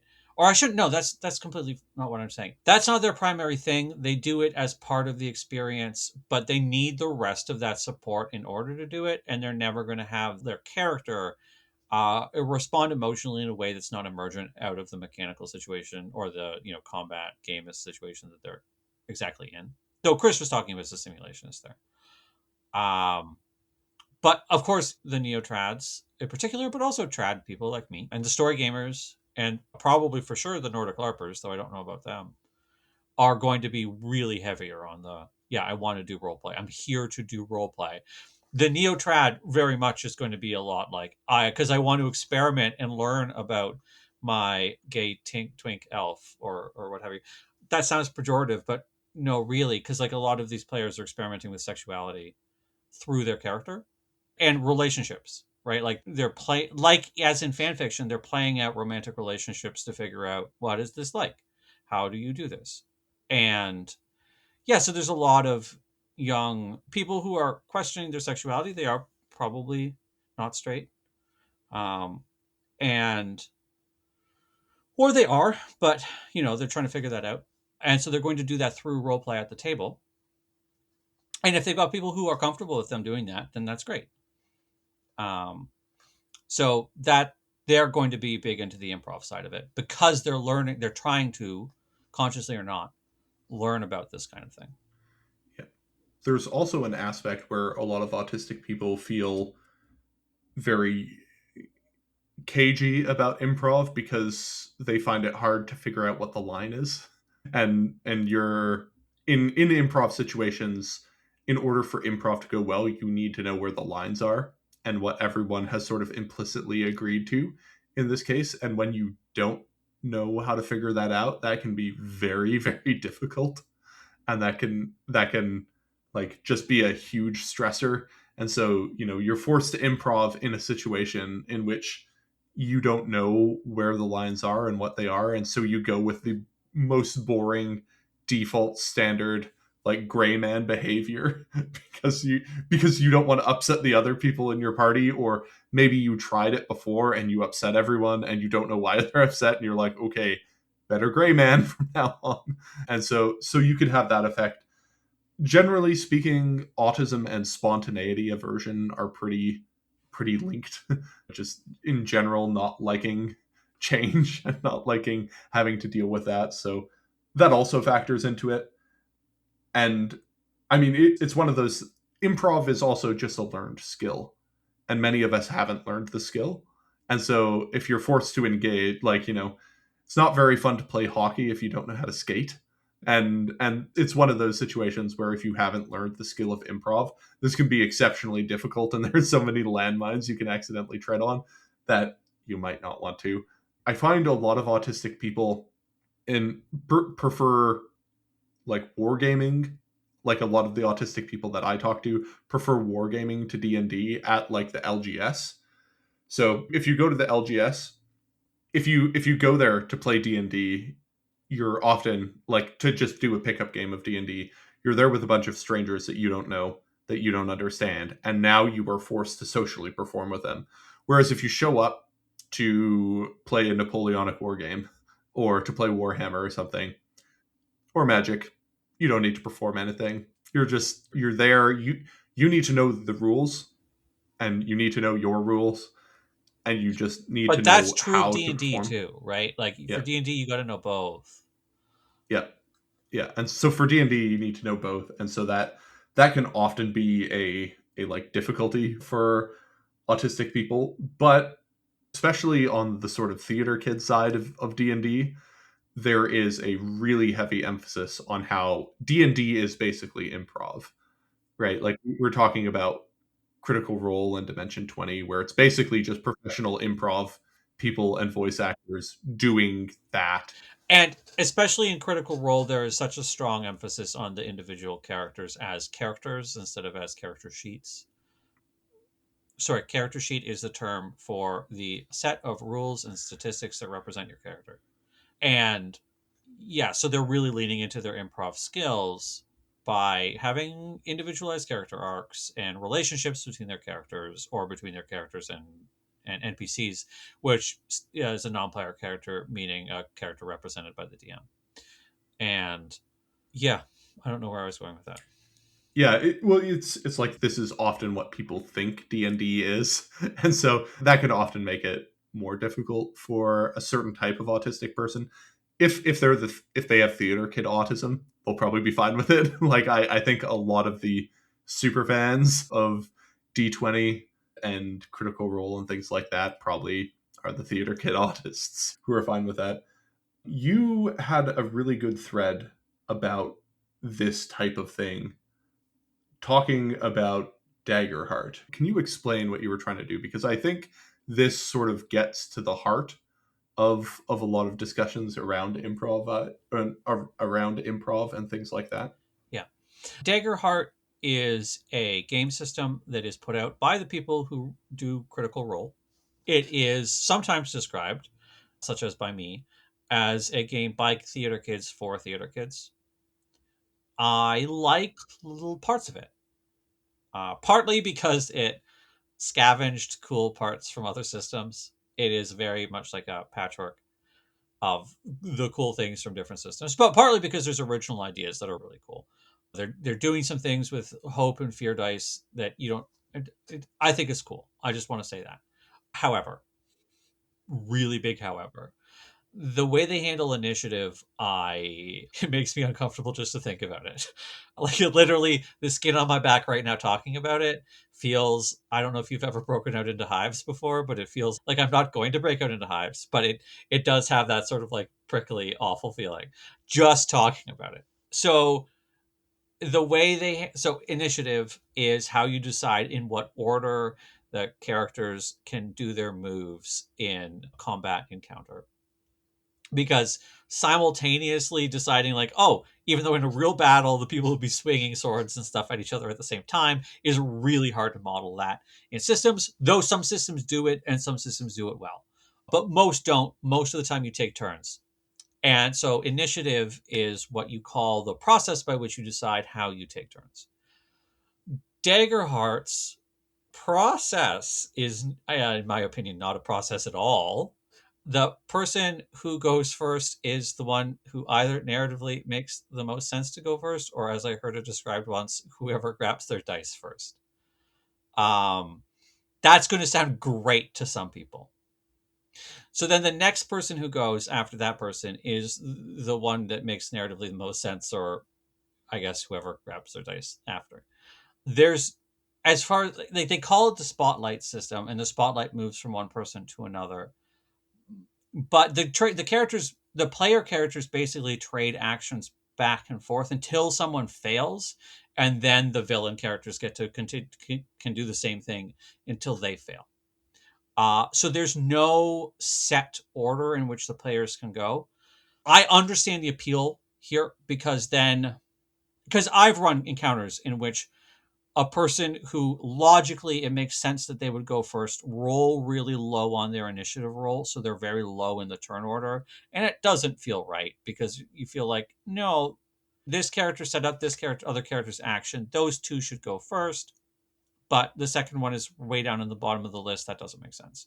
So I understand the appeal. However, the reason it makes me extremely uncomfortable is because it relies on player assertiveness. I feel that more assertive players are going to be able to not only act first, but act more often, because there's an all optional alternative rule which rations how many times you get to go per encounter before other people get to go. But that's an optional rule. So it's entirely possible that someone can go 3 or 4 times before somebody else has ever done anything at all.